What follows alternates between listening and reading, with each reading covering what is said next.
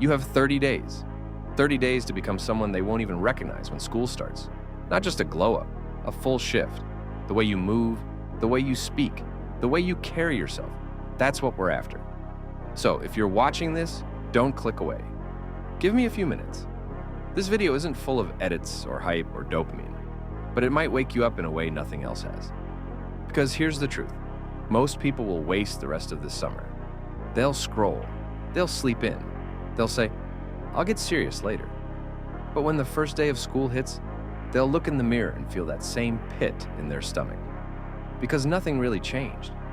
You don't want to feel that again. I know you don't. That's why you're here. And that's why I'm asking you to treat these next 30 days like the most important month of your life. Think about it. 30 days of real focus. 30 days of treating your life like it actually matters. No, it won't fix everything, but it'll change your direction. And once that shifts, everything else follows. So here's how we start. The first 10 days, they're about breaking the cycle.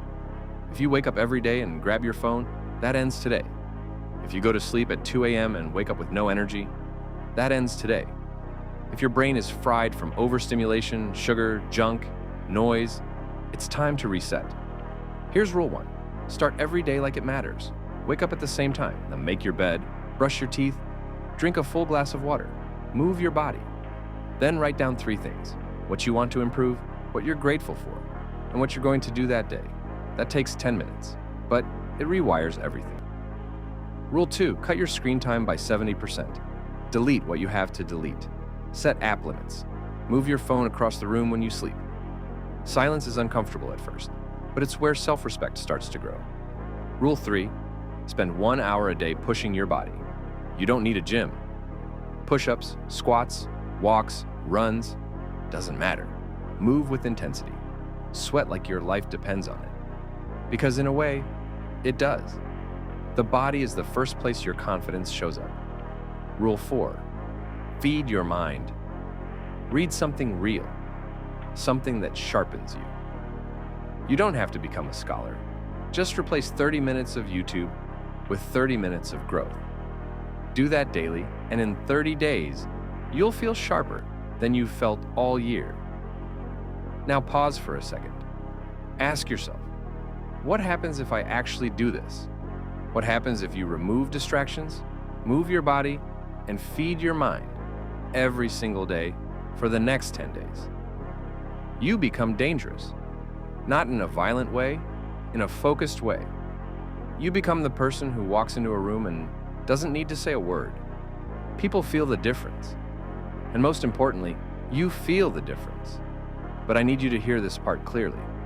The first 3 days will be the hardest. You'll want to quit. You'll think it's not working. Your brain will scream for comfort, for distraction, for sugar, for scrolling, for ease. Don't listen. That's the old you dying. That's what transformation actually feels like. Most people stop here. They say, I tried. But you're going to keep going.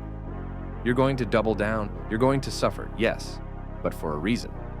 Because on the other side of those 10 days is momentum. And once you taste that, you'll never want to go back. Now imagine this. It's the 11th day. You wake up without an alarm. You look in the mirror and notice your face looks clearer. Your eyes are sharper. You walk differently. You're carrying something now. Discipline, confidence, pride. No one else will see the full picture yet, but you will. And you'll smile. Because for the first time in a long time, you'll feel like you're becoming him. This is part 1.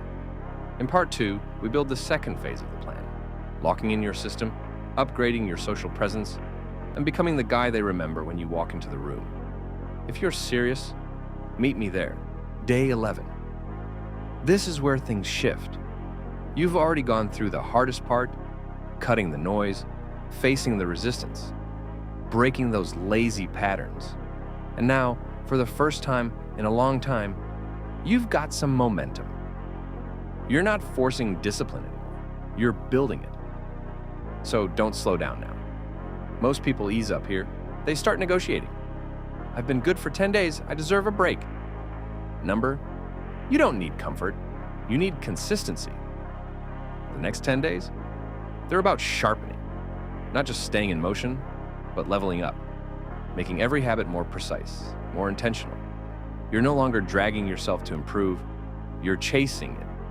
First, let's upgrade your systems. You've probably realized by now that motivation fades fast, so you need habits that run even when your mood doesn't. That means setting a structure that makes success the default. Choose a wake-up time and stick to it. Choose a daily workout and lock it in. Choose 30 minutes a day to read, journal, reflect. And do not skip. Your brain learns identity through repetition. Every time you show up, especially when you don't feel like it, your self-respect compounds. Now let's talk appearance. This isn't about vanity. This is about ownership. The way you show up in the world tells people how to treat you, and more importantly, how you treat yourself. So look in the mirror and be honest. What's one small upgrade you can make to your hygiene, your posture, your style? It doesn't have to be expensive. Clean clothes, trimmed nails, brushed hair, fresh breath. It's about care. You're not just going to school. You're walking into life like you belong at the top of it. Next, let's upgrade your presence. You've already started walking with more energy. People can feel that. But now, it's time to make it unshakable. That starts with eye contact.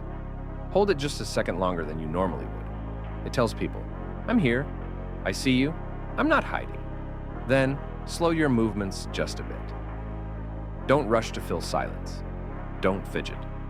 Let your stillness speak. When you speak, lower your tone just slightly. Breathe through your nose. And when you listen, actually listen. Not to reply, to understand. Most people never do that. That's why they're forgettable.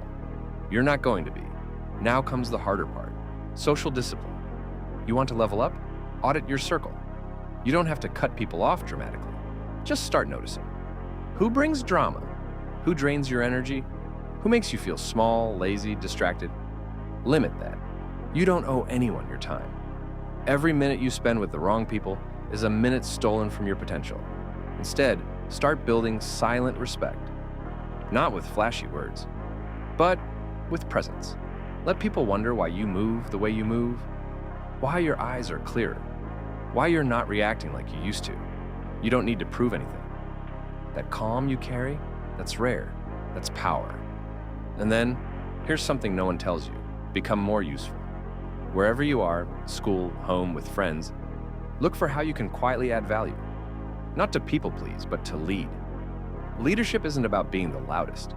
It's about seeing what others don't and stepping up where others won't. That could be helping your mom without being asked, supporting someone in class without making it about you, organizing your space, offering solutions instead of complaints. That's how you become someone others naturally follow. And here's the best part. When you stack all this daily, something unlocks. You stop seeking approval. You stop waiting for permission. You stop needing the world to validate your progress. Because you feel it. Every morning you wake up and keep your promises, you build pride. And when school starts again, you won't be chasing respect. You'll be walking in it. You're not just becoming unrecognizable physically, you're becoming someone they don't expect. Someone who's present, calm, sharp, clean, clear, focused. Someone who isn't trying to be cool, but somehow is. And you did that without anyone seeing the struggle, the early mornings, the hard choices, the silent nights. But they'll see the results. They'll see it in your posture, in your energy, in the way you look at the world. And you'll know you earned it. This is part 2. In the final part, we'll talk about the final 10 days, how to finish strong, solidify your transformation, and walk into the new school year like you own it. If you've made it this far, don't stop now. The final stretch is where legends are made. Day 21. You're in the final stretch.